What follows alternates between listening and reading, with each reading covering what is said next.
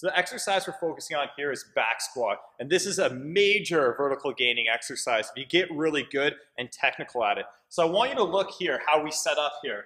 So we're gonna squat what we call inside the rack with guards placed here. The guards are there for a safety reason. So if you sink down to your squat and you get stuck, you can unload the bar on these guards and not get injured. So I'm gonna get the camera to come around back here.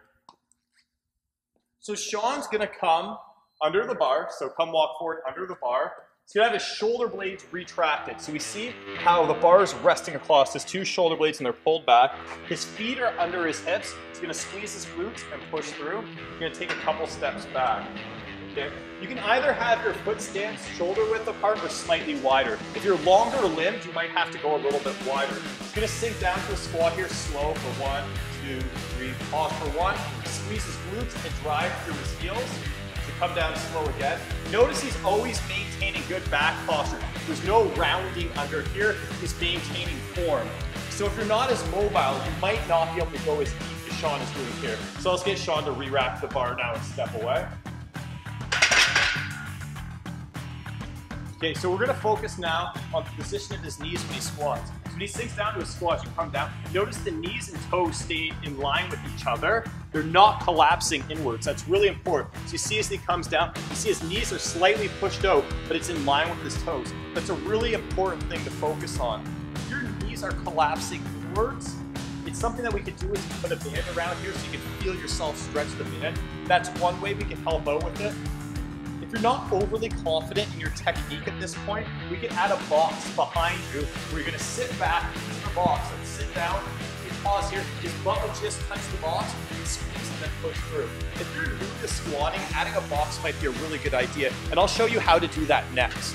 If you are new to squatting, I want you to use a box as you squat. So as the camera comes around here, you can see we have a box here. Sean's gonna set up for a squat, okay? Shoulder blades retracted, feet over the bar, squeeze his glutes, push through his heel. So he's gonna come down slowly. His butt is just gonna graze the box. He's gonna squeeze and then drive through. So you gotta have the box set to slightly higher than the depth that you can squat. And when I say the depth that you can squat, the depth where you can maintain that good form. So your hips are rotating under, that is not good form. Sean, you can re-rack the bar. Do. Some people's ankles are really tight and they lack the flexibility to be able to keep their weight back through the heels.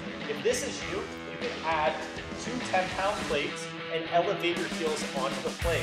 And this is going to reduce the amount of mobility you need from your ankles. So only do this if you're having trouble keeping the weight back through your heels.